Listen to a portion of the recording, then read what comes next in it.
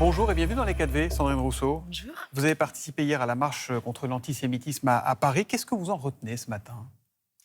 J'en retiens une mobilisation extrêmement importante, une mobilisation très sincère de nombre de citoyens et de citoyennes qui sont venus se marcher.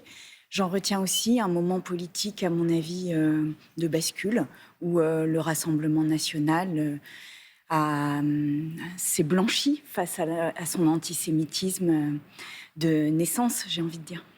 Mais Édouard Philippe a dit ce qui importe, ce n'est pas avec qui vous menez la lutte, mais contre quoi ?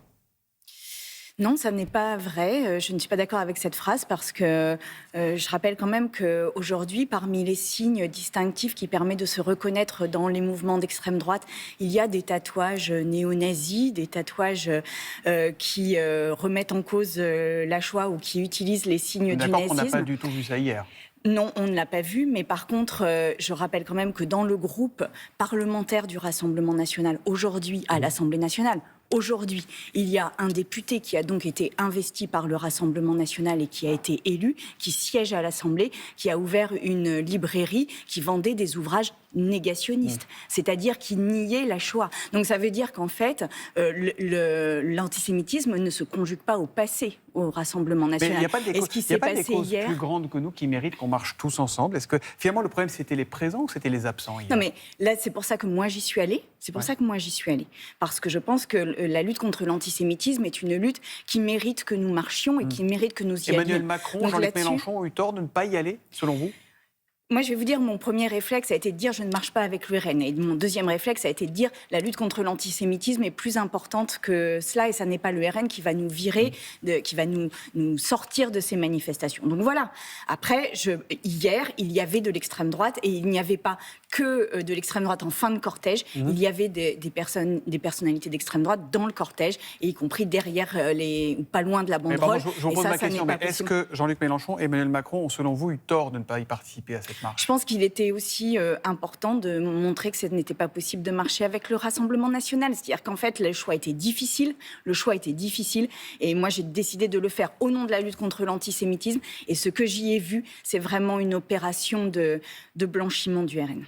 Vous avez vu ça, pour vous, les 105 000 personnes qui ont manifesté à Paris ont participé à une opération de blanchiment du RN ? Non, au contraire, je pense qu'il y a plein de personnes qui venaient là très sincèrement. On n'a pas entendu un slogan politique pendant tout le défilé. Il y a plein de gens qui sont venus très sincèrement lutter contre l'antisémitisme, comme moi je venais d'ailleurs très sincèrement lutter contre l'antisémitisme. Après, il n'y avait pas que ça dans cette manifestation. Emmanuel Macron va recevoir les représentants des cultes à 9h30 à l'Élysée. Est-ce qu'il a raison de le faire ? Est-ce que c'est son rôle ?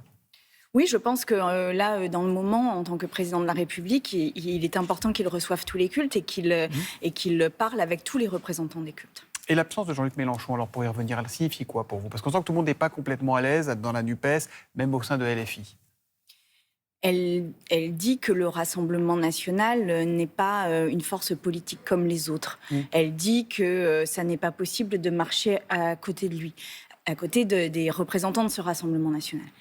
Honnêtement, voilà, moi, c'était une situation très compliquée. Il était là en 2015 pour les manifestations après les attentats de Charlie Hebdo. Et dans le cortège, il y avait Benyamin Netanyahou, il y avait le leader d'extrême droite hongrois Viktor Orban. Ça ne le dérangeait pas beaucoup à l'époque. Oui, c'est pour ça que moi, j'ai décidé d'y aller. Voilà. Après, je ne suis pas comptable des décisions de Jean-Luc Mélenchon. Je pense qu'il est aussi important de rappeler que ça n'est pas... le Rassemblement national n'est pas une force politique comme les autres. Et encore une fois, il y a dans l'extrême droite, il y a des gens qui ont des tatouages néo-nazis et qui probablement étaient là hier. Quelle est la logique de tout ça ? On est en train de perdre les repères. Il y avait des gens qui, dans leurs sous-vêtements, avaient des tatouages. Enfin, pardon, mais Jean-Luc Mélenchon, il a tweeté. Toute la droite... Non, ça n'est pas anodin. Parce que c'est compliqué de le savoir et que, jusqu'à preuve du contraire, il y a pas eu de... Mais c'est un signe de ralliement, en fait. C'est un signe de ralliement des militants d'extrême droite. Et il faut le comprendre. Et c'est pour cela aussi que c'était indécent qu'il soit là hier. Il a tweeté, Jean-Luc Mélenchon, toute la droite et l'extrême droite, pourtant unis, ont échoué à reproduire les mobilisations générales du passé, le rejet de l'antisémitisme est plus large en France. Ils l'ont rabougri et rendu ambigu. Ça veut dire que Marine Tondelier, Olivier Faure, Fabien Roussel, vous faites partie de la droite et de l'extrême droite réunis, si on en croit ça. Non, on ne fait pas partie de la droite et de l'extrême droite réunis. On était là pour, encore une fois, lutter contre toutes les discriminations et en premier lieu à cette marche pour lutter contre l'antisémitisme, parce que c'est une des discriminations qui aujourd'hui est invisibilisée, et grâce à la marche d'hier, elle ne l'a pas été. Donc voilà, il n'y a aucun doute, je n'ai aucun regret d'y être allée. Ça n'arrive pas souvent, mais là, je ne vous sens pas très à l'aise sur ces sujets-là. Et sur cette question-là, au contraire, alors là, je vais vous dire, j'ai lutté contre l'antisémitisme depuis le début de mon engagement. Je ne vous dis pas que vous ne luttez pas contre l'antisémitisme, je dis à l'aise sur cette manifestation, y être, pas y être, y aller, assumer, pas assumer. Oui, je n'étais pas à l'aise. Oui, je n'étais pas à l'aise. Et sur Jean-Luc Mélenchon, Manuel Bompard, il affirme hier, il dit qu'on ne le comprend pas, que les médias ne le comprennent pas, Jean-Luc Mélenchon. Et Manuel Bompard dit, il n'y a aucune ambiguïté dans la lutte contre l'antisémitisme dans le parti. Est-ce que vous en êtes convaincu ? Je pense que oui, il n'y a pas de difficulté sur la lutte contre l'antisémitisme, mais ça serait bien de le réaffirmer aujourd'hui, maintenant, par les présences. Et je regrette, moi, que la gauche n'ait pas organisé cette marche, en fait. Voilà. Vous n'êtes pas convaincu sur l'absence d'ambiguïté ? Je pense qu'il y a eu des propos, là, ces derniers temps, qui ont David mis le Guiraud, doute. député LFI, votre allié dans le cadre de la NUPES, qui a dit ceci. Le bébé dans le four, ça a été fait en effet par Israël. C'est pour ça que je dis qu'il y a eu des propos. La maman éventrée, ça a été fait, c'est vrai, par Israël. Ils sont où les propos d'extrême droite, là ? Non, mais ces propos-là, je les condamne. Et ça fait partie de la difficulté dans laquelle nous sommes aujourd'hui à gauche. Pardon ? Est-ce que ça, ce n'est pas des propos d'extrême droite, ce qu'a dit M. Guiraud ? D'extrême droite, je ne sais pas. En tous les cas, ce sont des propos qui n'ont pas leur place dans le débat politique aujourd'hui. Fabien Roussel, sur la NUPES, a dit « Nous avons besoin de construire un rassemblement de la gauche et des écologistes qui parlent à tous les Français. La NUPES a vécu, c'est terminé. Pour le PCF, c'est clair, nous quittons ce rassemblement. » Est-ce que vous êtes d'accord avec ça ? Est-ce qu'il faut reconstruire la gauche et réunir la gauche sans LFI ?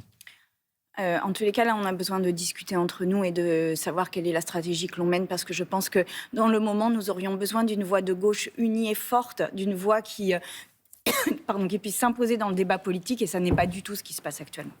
Donc il faut en tout cas remettre les choses sur la table. On a une responsabilité vis-à-vis des électeurs et électrices. On a une offre politique à poser qui ne soit pas juste la montée inexorable de cette extrême droite qui vraiment fait tout pour essayer de gagner le pouvoir et dont on voit bien que les barrières qui luttaient contre sa montée sont en train de voler en éclats les unes après les autres. Politiquement, vous êtes à peu près en désaccord sur tout avec le gouvernement. Dans quelques semaines, le projet de loi sur l'immigration va arriver à l'Assemblée, Sandrine Rousseau.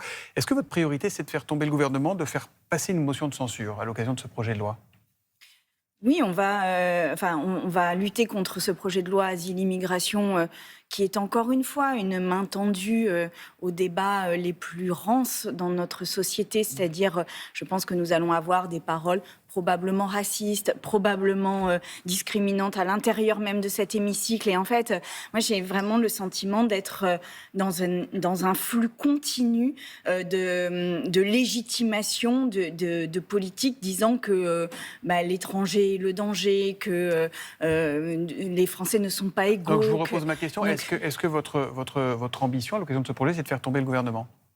Ça n'est pas à l'occasion de ce projet, mais je pense qu'il y a quelque chose à poser vis-à-vis de ce gouvernement qui est une forme de rapport de force, parce que là, ça n'est pas possible qu'il continue de cette manière-là à dérouler ces éléments de politique sans aucune considération des oppositions. Je rappelle que depuis le début de cette mandature, on a passé des lois antisociales de manière constante. Là, il y a des gens qui n'ont pas de quoi manger, qui n'ont plus assez d'argent pour manger, qui n'ont pas de logement. On a une crise du logement historique et on va agiter le drapeau rouge sur asile-immigration. Franchement, c'est irresponsable. Vous savez que vous aurez besoin des voix du RN pour faire passer une motion de censure. Non, mais c'est pour ça que je ne vous réponds pas sur la motion de censure et que je vous dis que je lutterai corps et âme contre ce projet de loi. Vous ne voulez pas des voix du RN sur une motion de censure de la gauche, s'il y en a une ? Pas sur une loi asile-immigration, non. Ça me semble totalement impossible.